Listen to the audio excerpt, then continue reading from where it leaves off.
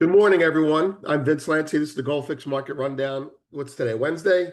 Wednesday the 23rd. And I'm going to pause this and take a drink. Hold on. There's the home page. A bunch of stories, more news than you can keep up with now in precious metals. Some of it good, some of it bad, mostly very good.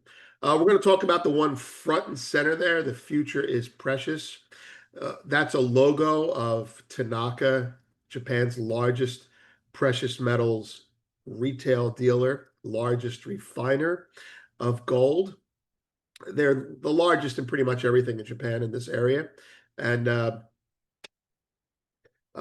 they sent out a notice to clients, uh, and they're changing their policy. And the title is Breaking Japan's Number One Gold Dealer Restricts Physical and Moves to Cash Settlement. We're going to go through that a little bit here. We just sent that out in email. We do want to draw your attention to one other post. Top left-hand side, special gold trading comment for the short-term trading group in the audience, in the community, I should say. We gave some thoughts on where we think gold's going, how it's going to get there, and what to look out for if we're wrong. So, and an update on our position as well. All right, let's start with the markets. 10-year yields are unchanged bid. The dollar is 97.44. SP 500 is 63.34 of 25. The VIX is down 0.5% at 16. Gold down $3-4 at 34.27. Back and forth from basically up a couple bucks to down $10, I think. Silver, stronger, was tracking gold early in the session and now is kind of diverging.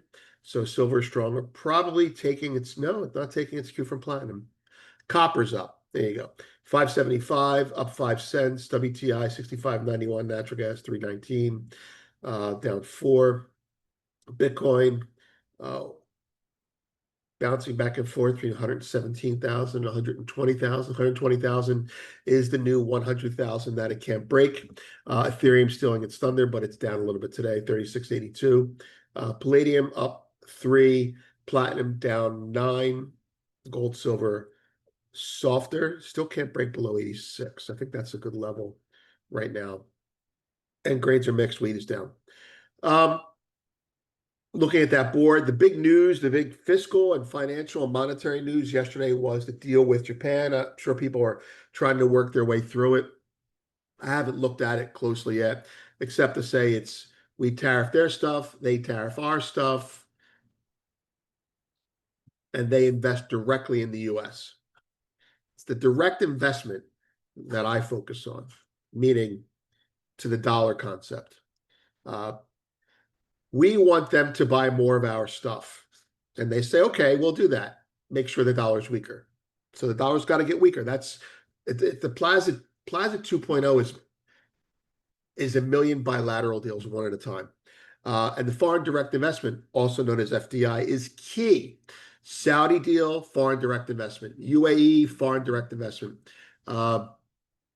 China, not foreign direct investment. It's not a deal at all. But Japan, foreign direct investment. This is key to stabilizing our treasuries. Are they going to buy treasuries? Yeah. Are they going to buy companies? Yeah. How are they going to buy those companies? Probably stable coins. So you get the idea that they're going to buy our companies as we buy our bonds. The whole thing is moving around. It's actually pretty good. It's pretty good if you can tolerate the bubble, the bubblicious concept behind it. Okay, so that's what's going on in the markets. You probably have to look at the yen today. If there's no movement in the markets that you're concerned with, say the yen or Japanese government bonds, I haven't looked at them yet. Then that would mean that the market has already discounted it properly. My guess is it's inflationary for Japan. Their yields probably are higher, but their currency is probably stronger. I'm not sure. Well, I'm guessing. Let's move on. Okay, so the story you've all been waiting for.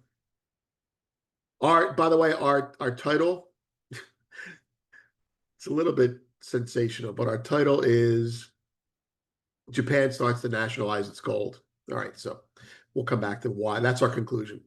Here's the news, okay? Japan's largest gold dealer, Tanaka Precious Metals, has announced major changes to its gold investment services. Starting this December, customers will no longer be allowed to withdraw gold by flexible weight.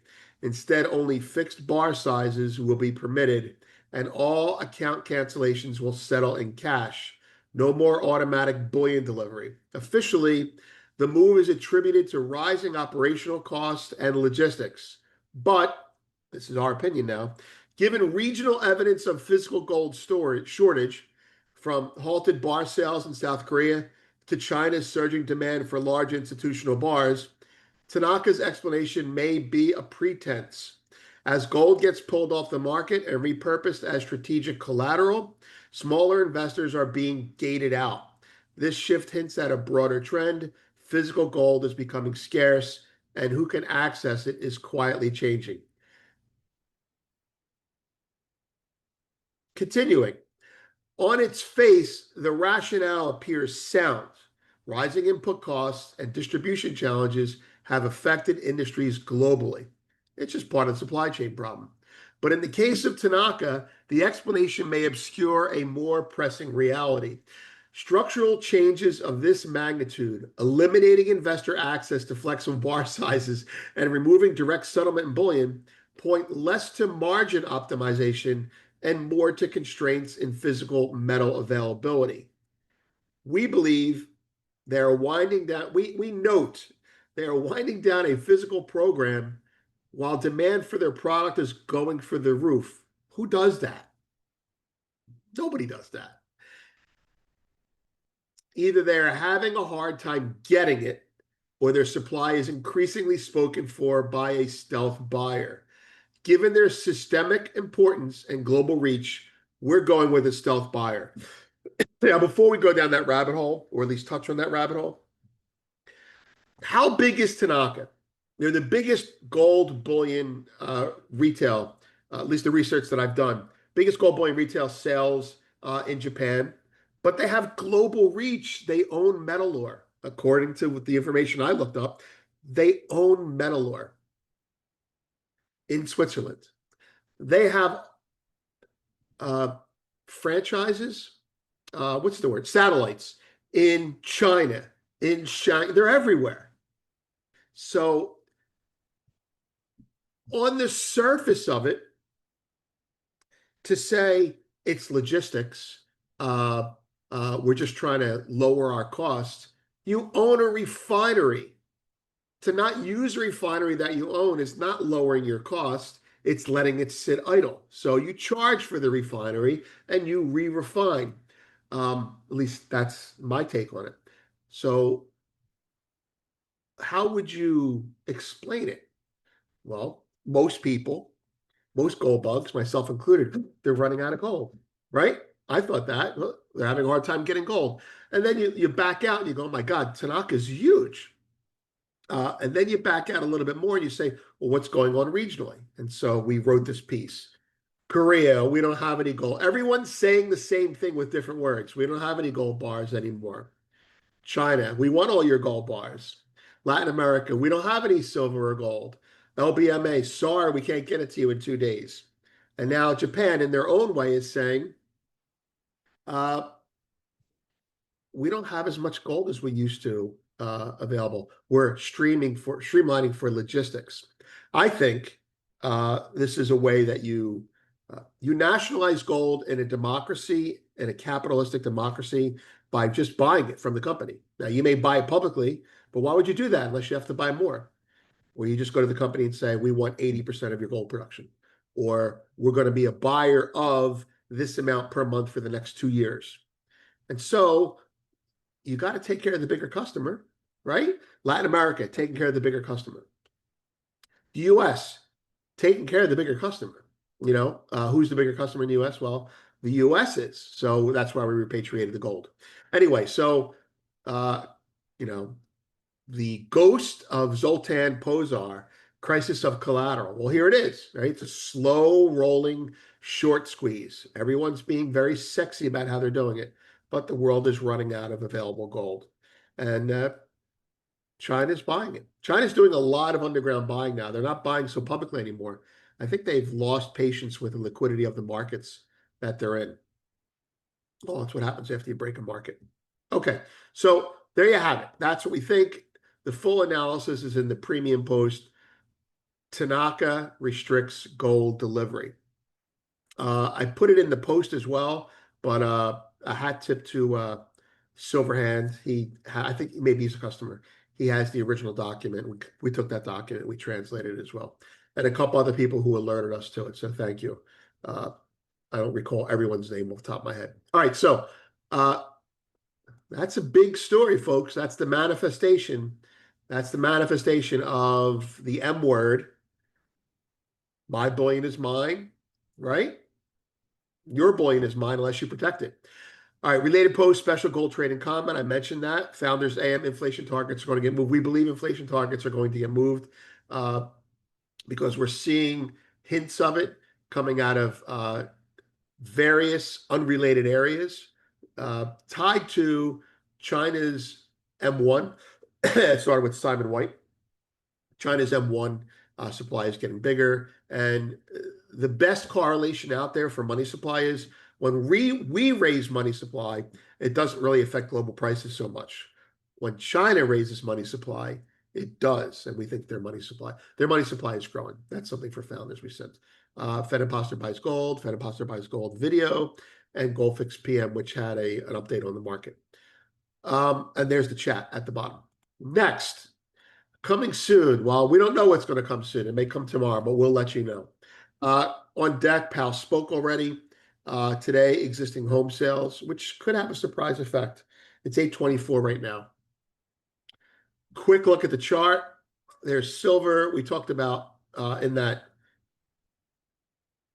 gold technical yet. We talked about gold a lot technically yesterday, so we're gonna leave it.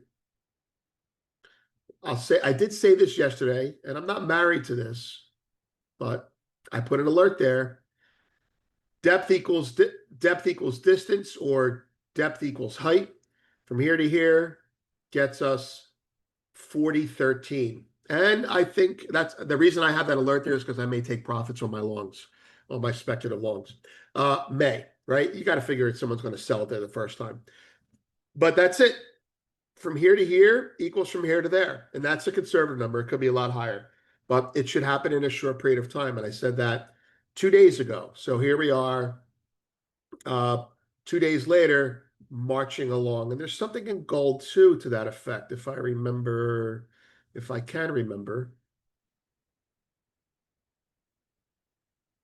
Let me rescale that.